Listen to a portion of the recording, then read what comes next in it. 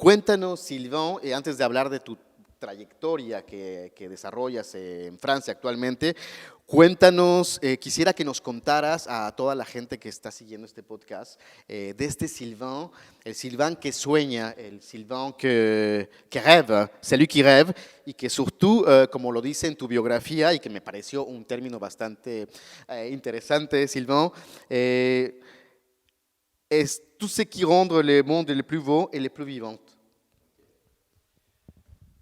Buenas tardes, soy Sylvain Marcou.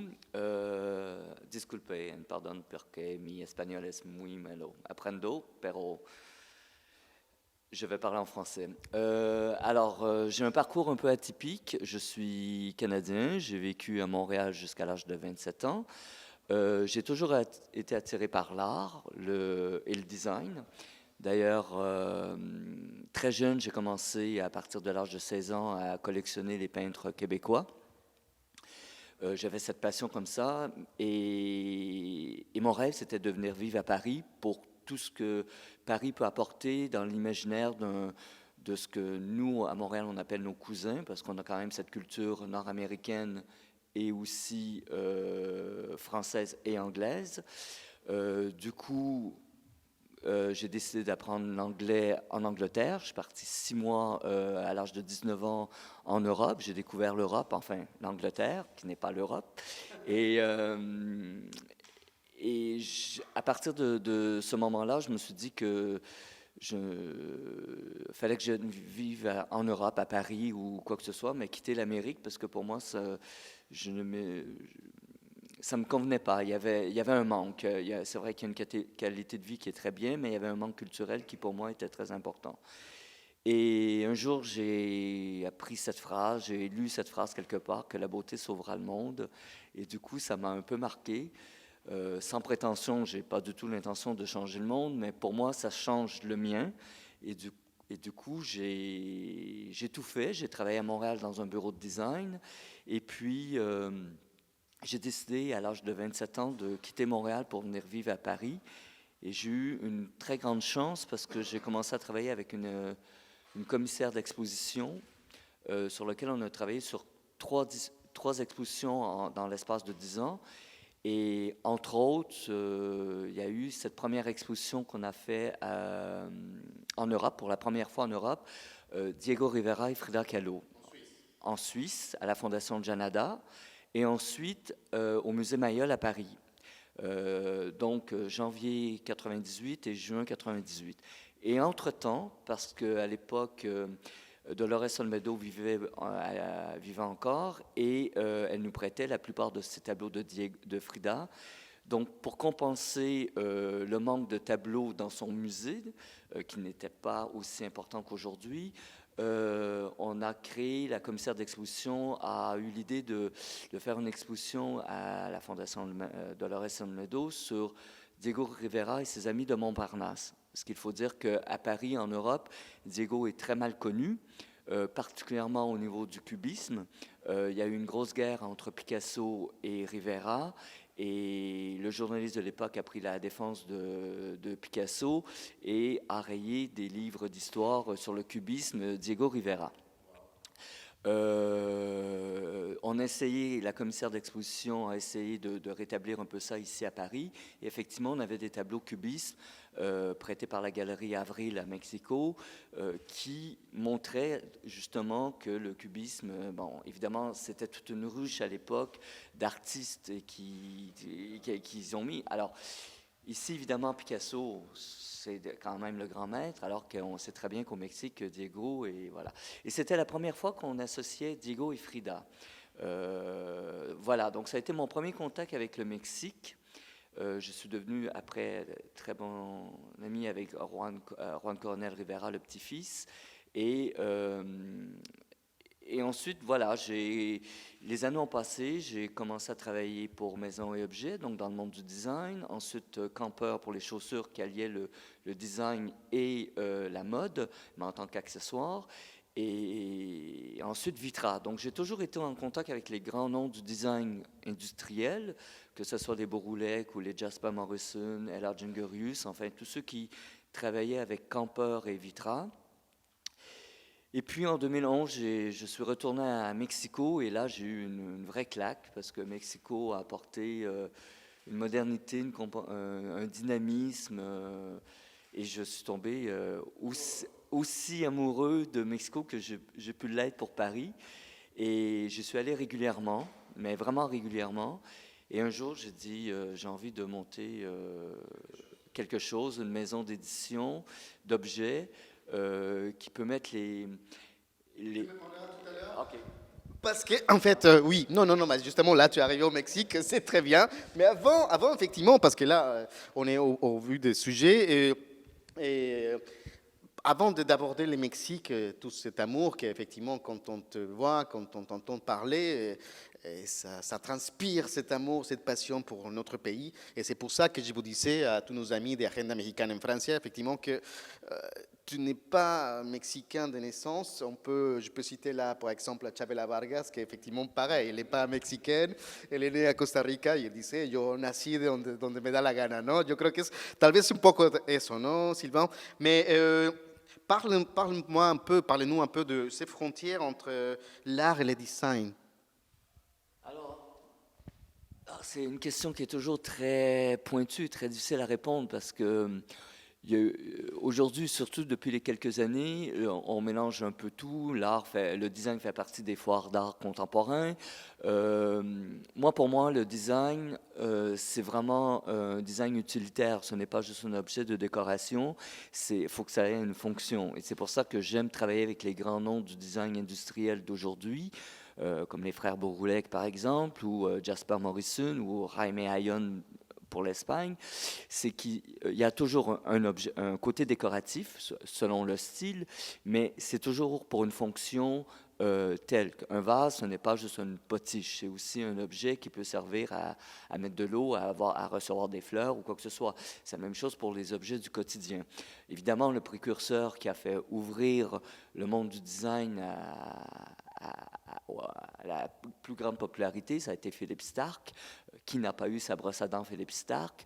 Il a effectivement mis du design, de la beauté dans les objets du quotidien, mais avant ça, il y a eu Raymond Loewy, évidemment, parce qu'il y a ce fameux livre sur Pourquoi la laideur de Raymond Loewy qui a quand même révolutionné le design américain.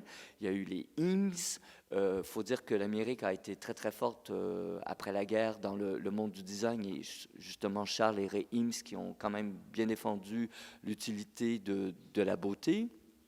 Et tout ça, ça fait partie maintenant de notre quotidien.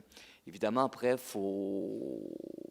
il y a une question de qualité, il y a une question de budget lorsqu'on rentre dans du design un petit peu plus poussé, mais ça devrait être accessible à tous maintenant, le design. Et on le voit, il y a eu cette grande mode de tous ces magasins de Ikea ou de tous les autres magasins qui ont permis aux gens à moindre prix d'avoir accès à une chaise qui sort un peu. Même s'il y a beaucoup de copies, il y a beaucoup de contrefaçons, et ça, c'est le grand problème de chez Vitra. On se battait, malheureusement, je ne suis plus, mais on se battait beaucoup contre la contrefaçon parce qu'il faut reconnaître la qualité du produit et le dessin dessiné par la personne.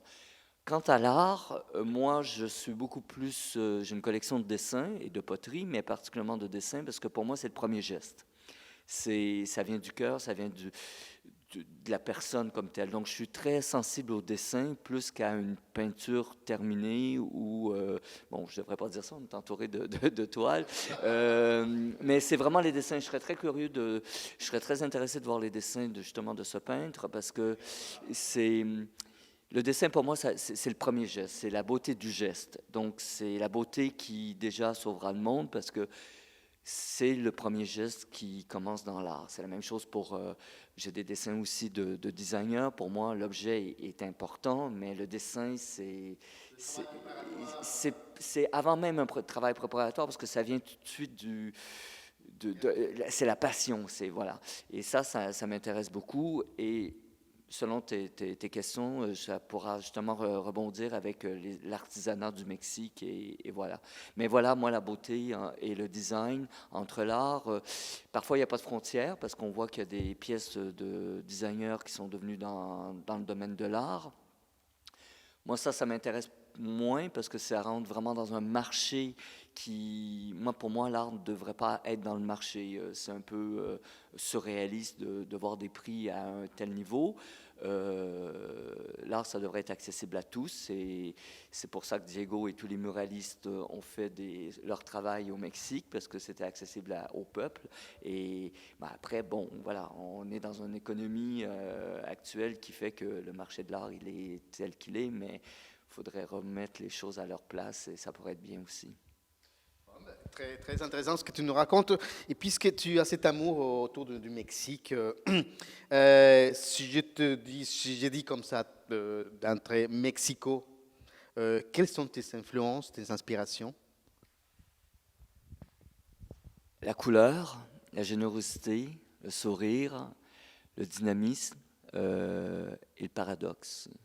Parce que tout est paradoxal au Mexique. Il faut vraiment lire Le labyrinthe de la solitude d'Octavio Paz, hein, parce que ça n'a pas changé. C'est exactement ça, mais quand j'arrive à Mexico, c'est les odeurs aussi. Il y a des odeurs particulières. La cuisine, elle est formidable, mais c'est les couleurs, je pense, qui me donne cette énergie. Et rien n'est vulgaire dans la couleur qu'ils associent. Ici, on mettrait des maisons roses à côté du violet ou quoi que ce soit, ça serait vulgaire. À Mexico, ça va. Puis il faut dire que vous avez eu un des plus grands architectes avec Barragan qui a su mélanger cette lumière resplendissante dans son œuvre. Mais vraiment, le seul mot, c'est la couleur. Et la générosité des Mexicains, de tout. Sourire, tout. La générosité, et puis effectivement tout ce qu'on voit, ou tout ce que vous voyez comme étranger quand vous rêvez, vous pensez pour la première fois à notre pays, on pense tout de suite, quand on dit Mexico, beaucoup de gens pensent tout de suite aux clichés comme la tequila, la plage, le soleil, le guacamole. Et justement, tous ces symboles, clichés, ou références que vous avez comme étranger dans notre pays, tu crois que, voilà, on les voit, comment tu les as aperçus, et qu'est-ce que tu penses que nous, comme Mexicains, on doit continuer à entretenir ces clichés, ces symboles, ou effectivement dire qu'il y a bien ça, mais aussi il y en a aussi des choses pour changer, pour dire que Mexico, c'est plus qu'un affiche. Les amis d'Agenda Mexicana, j'ai venu aujourd'hui, depuis, je ne sais pas si tu as remarqué à Paris, une série Narcos, produite par des Français. Et donc, quand je vois que Netflix produit des séries Narcos avec des comédiens mexicains, j'ai dit, bon, déjà, c'est un peu, je ne vais pas dire pénible, mais ça nous parle un peu. Mais là, une série produite par des Français, Canal+, sur les narcos, et qui s'affiche un peu partout à Paris, je pense qu'il y a beaucoup de travail à faire. Quel est ton point de vue, Sylvain? Oui, bon, alors ça, je ne rentrerai pas trop dans le sujet des narcos, mais c'est une réalité. Dans les clichés, il est vrai que quand je disais aux plupart des Européens, et particulièrement les Parisiens, ceux qui ne connaissent pas le Mexique, à part Cancun et Tulum, pour lequel, pour moi, ce n'est pas le Mexique, c'est juste un annexe de la Floride, évidemment, c'est dangereux, c'est Florence Cassel, c'est les sombreros, oui, tu bois de la tequila. Ça a été une des raisons pour lesquelles j'ai monté cette maison d'édition. C'est pour ça que je veux quand même parler de la maison d'édition Maison Marco Mexico, parce que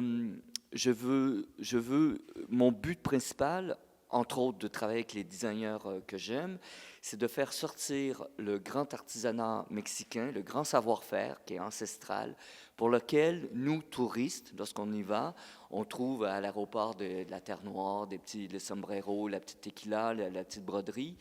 Et ça s'arrête là. Moi, je veux vraiment... le but de Maison Marco Mexico, c'est de faire...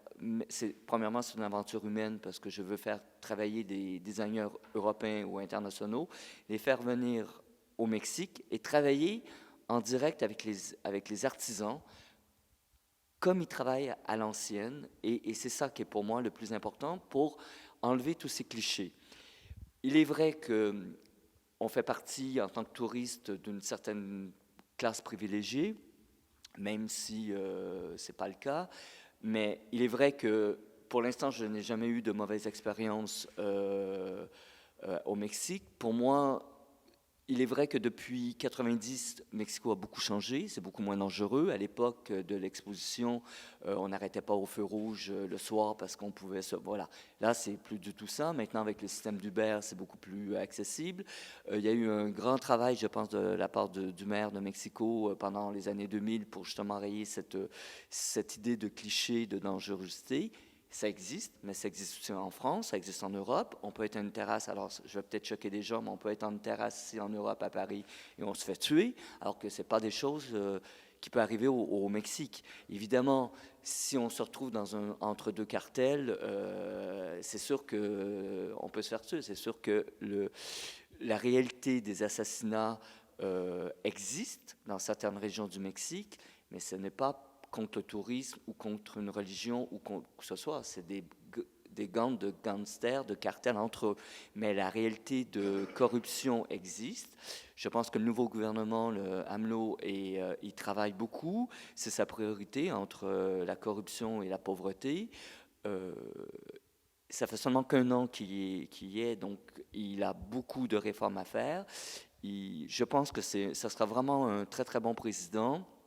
Malgré, je ne veux pas rentrer dans la politique parce que ça ne me regarde pas, mais ce que moi je ressens, il a une très forte cote de popularité, sauf dans les classes très huppées de Mexico, parce qu'évidemment, leurs privilèges, ils voient peut-être quelques pertes, mais je pense que c'est une bonne chose. Je pense que c'est aussi culturel, sans être méchant, je pense que c'est culturel. Moi, j'ai pas peur. Quand je vais à Mexico, je me sens plus en sécurité à Mexico parfois qu'à Paris. Et autre chose, il y a un quartier Polanco pour lequel personnellement, je n'aime pas parce que je ne me sens pas au Mexique. Je préfère habiter le centre. J'ai souvent habité le centre au milieu du marché des poulets et où pour moi c'est très populaire, mais en même temps c'est le vrai Mexique. J'ai moins peur là qu'à Polanco parce qu'à Polanco on pue l'argent et c'est là où on se fait attaquer. Et on étale, parce que la plupart des gens, lorsqu'on est à Polanco, on étale notre richesse, et c'est ça qui est malsain. Donc moi, quand je vais à Mexico, j'habite dans les quartiers les plus populaires, parce que je me sens bien, même si j'ai l'air gringo, parce que tout est blanc chez moi. En plus, je ne parle pas l'espagnol, donc voilà. Donc les clichés, mais il y en a aussi en France. Je veux dire, quand j'habitais à Montréal, on me disait « Ah, tu vas porter le béret, tu vas avoir la baguette. » Non, voilà. Donc, il faut garder les clichés, mais il faut aller au-delà de ça. Il faut avoir la curiosité d'aller au-delà des clichés, parce qu'ils existent. S'ils sont là, c'est parce qu'ils existent. Mais moi, mon rôle, c'est de montrer autre chose du Mexique et montrer le grand savoir-faire artisanal du Mexique et les grandes qualités. Parfait. Bon, et puisque là on est vraiment, on parle des clichés, des symboles, des références mexicaines. Je vais t'inviter à maintenant, on va passer à un jeu, à des questions-réponses. C'est très amusant, c'est l'une des parties de mes préférées, je pense, de ces podcasts. Je vais te poser quand même les questions en espagnol. Je vais te donner les choix. Tu peux répondre en espagnol. C'est des questions-réponses qui ont été inspirées et proposées par la Secretaría de Relaciones Exteriores, le ministère des Affaires étrangères, pour faire connaître tous les personnages de la diplomatie mexicaine, les nouveaux diplomates, les ambassadeurs. Et j'ai trouvé ça amusant et je pense qu'on a essayé de les proposer ici dans les podcasts. Et bon, maintenant c'est ton tour, Sylvain. Donc, bicicleta o transporte público? Ecovici. De las salsas mexicanas, ¿cuál es tu preferida? El mole? Non, c'est pas une salsa? Non? La salsa verde. La salsa verde, ok. Ciudad preferida de México. La CDMX. Ciudad de México. Sí. Ciudad de México. Acapulco, Puerto Vallarta, Cozumel, Tulum, Playa Delfines, Playa Escondida o Zipolite. Zipolite. Gorditas o tlacoyos. Alors, le pollo con mole ou le chila en nagada? Chila en nagada. Okay. Artes o deportes. Artes. ¿Mariachi o rock en español? Ah, mariachi. Bueno, mariachi. ¿Tequila o mezcal? Mezcal. Tobala. Tobala. Mezcal Tobala. Gol. Bueno, allí está un gol. Frida Kahlo, Remedios Varo, María Izquierdo o Leonora Carrington. Pero prefiero Orozco. O Siqueiros. Ya, pero de las mujeres mexicanas. Te quedas con Kahlo. Frida Kahlo. Frida Kahlo. Perfecto. Pero antes. Ok. Bueno, y para terminar esta sección, 3 cosas que amas de México. La comida, el gentes y les artes, el gentes. Sí. Los colores, la comida y les mexicanos. Sí. Ok.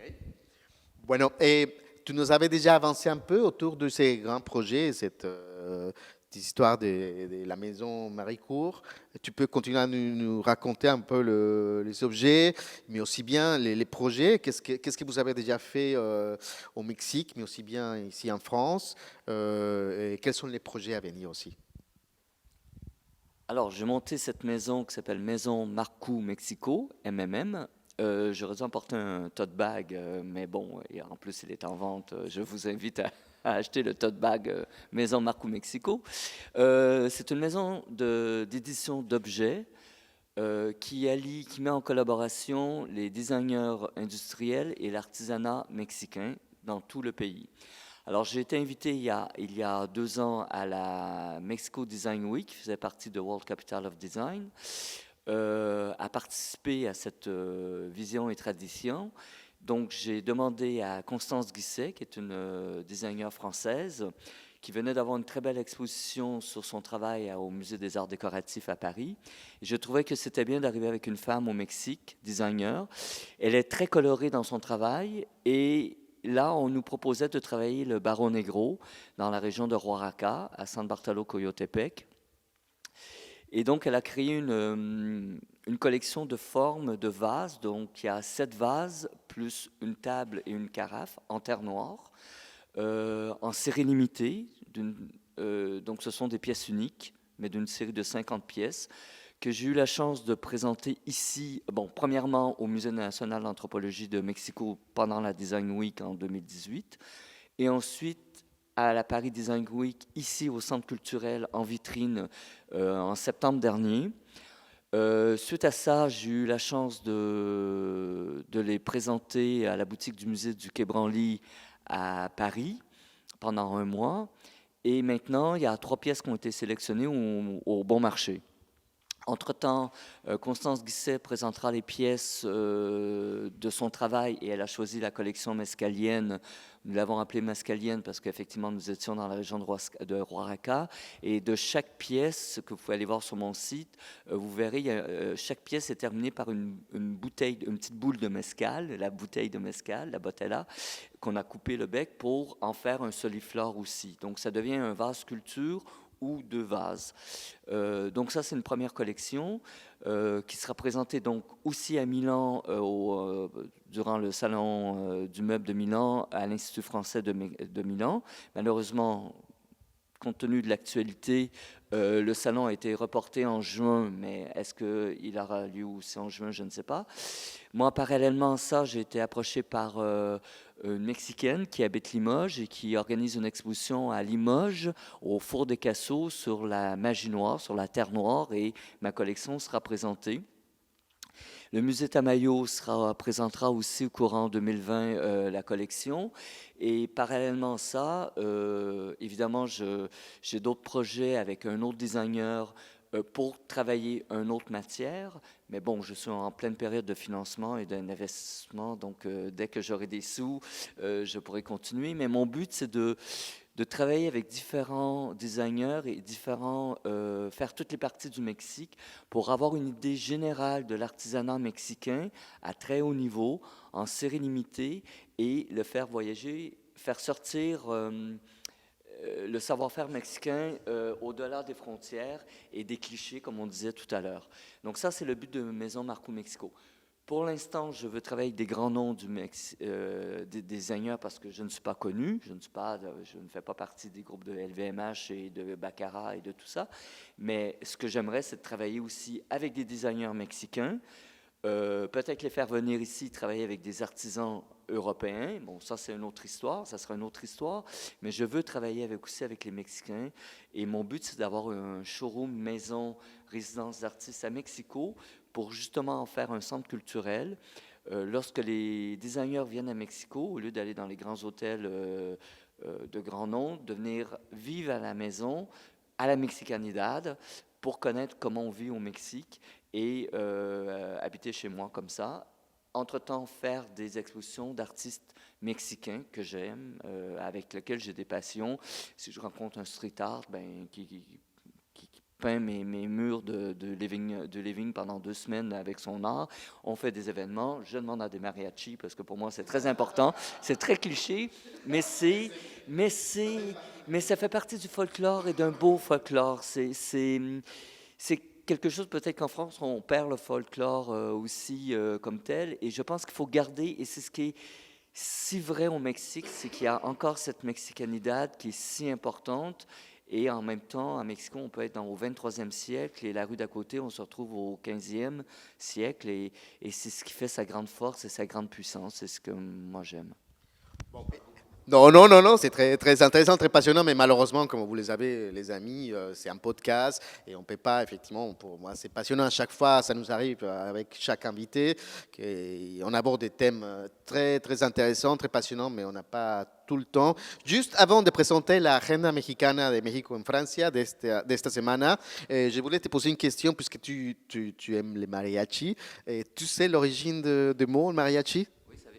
Il me semble que ça vient du mot mariage et que ça vient du mot français mariage et que oui, mais je ne connais pas toute l'histoire, mais ça vient justement du mariage, du mot français en fait, de musicien pour les mariages. Et Sylvain, merci beaucoup, muchas gracias. Et juste pour finir ce merveilleux podcast avec toi, tu parlais tout à l'heure effectivement parce que tout projet a besoin d'un financement. J'imagine que tu mets en place des choses pour pouvoir financer tes projets. C'est très passionnant tout ce que tu essaies de faire pour notre pays, pour les artisans, pour mettre en valeur effectivement cette autre culture, mise au-delà des clichés. Pour tous ces gens qui vont regarder ces podcasts, aussi bien au Mexique qu'en France, mais dans le reste du monde, où est-ce que peut rentrer en contact avec toi? Tes réseaux sociaux, tu as une page web, un compte bancaire aussi, pourquoi pas? Oui, effectivement, j'ai un site internet qui s'appelle www.maisonmarcou.com.mx. Et j'ai un compte Instagram et Facebook aussi. Et vous pouvez m'écrire sur Sylvain, SYLVAIN, @maisonmarcou.com.mx. Voilà. Et sur Instagram, Maison Marcou Mexico. Bon, de toute façon, hein, les amis, on va essayer de mettre effectivement les réseaux pour que vous pouvez, para que ustedes los encuentren también ahí. Y merci beaucoup, muchas gracias Sylvain. Je corrige, excusez-moi, depuis tout à l'heure j'ai senti le regard de Sylvain. C'est la maison Marcour Mexico. Voilà. Donc. Y achetez si vous, las bolsas que tiene y el diseño es muy bonito. Yo tengo la mía también, así que espero que ustedes también tengan la suya. Ah oui, et le tote bag est aussi fait artisanalement par des artisans de tisserands Maison Gallo à Teotitlán del Valle. Et même la couleur est faite naturellement avec la conchilla. Donc tout est fait à la main, même dans le tote bag. Il est un peu cher parce que c'est pas fait industriellement, mais c'est de qualité. Et comme ça, j'aide encore les artisans d'une autre région pour le tote bag. Donc, tous les accessoires, objets dérivés seront toujours faits aussi avec les artisans et par les artisans. Parfait, mis amis. Donc, ya saben, si necesitan comprar o quieren comprar este artículo, que es un objeto mismo, en sí mismo de una obra de arte, no duden en contactar a Sylvain. Y, pues bueno, esto fue la Agenda Mexicana en Francia de la semana. Nos vemos la próxima semana. Que tengan buen día.